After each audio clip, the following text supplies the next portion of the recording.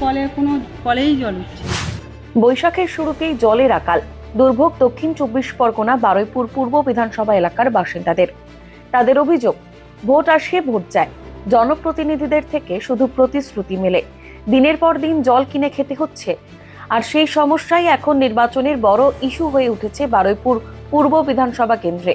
শুধু জল সমস্যা নয়, রাস্তা আলো নিয়ে একাধিক অভিযোগ বাসিন্দাদের।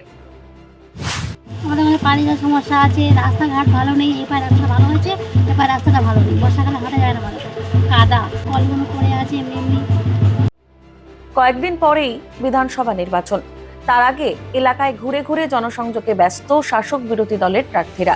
তাদের কাছে পেয়ে জল সমস্যা নিয়ে ক্ষোভ উগরে দিলেন বাসিন্দারা।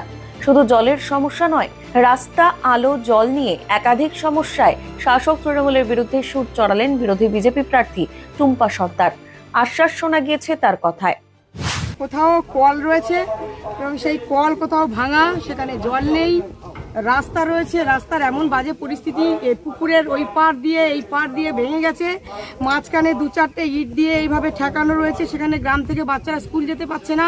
যা টাকা পয়সা এসেছে মানুষের উন্নয়নের জন্য, সেগুলো তৃণমূল এবং তৃণমূলের গুন্ডারা, তৃণমূলের লেটেল বাহিনীরা, তৃণমূলের দালালরা সব মেরে সেই টাকা পয়সাগুলো খেয়ে নিয়েছে।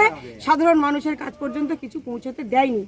আমরা বিজেপির পক্ষ থেকে, বিশেষ করে তো আমি বলবো, এই বিধানসভা বিজেপি এইবারে জিতবে।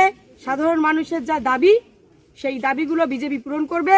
বিজেপি বিধানসভায় জেতার পর আমার প্রথম কাজ হবে গ্রামে কল তৈরি করে দেওয়া, যাতে জল থাকে, মানুষের কোনো সমস্যা না হয়।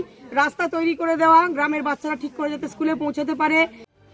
জল সংকটে যে ভোগান্তির শিকার আমজনতা, সে কথা স্বীকারও করেছেন বারুইপুর পূর্বের বিদায়ী বিধায়ক তথা তৃণমূলের প্রার্থী বিভাস সর্দার। খামতি প্রচুর আছে, জলে খামতি আছে। হ্যাঁ, মানুষের এখনো জলের সমস্যা আছে। হ্যাঁ আছে, টুকটাক, বাকি তো রয়ে গেছেই।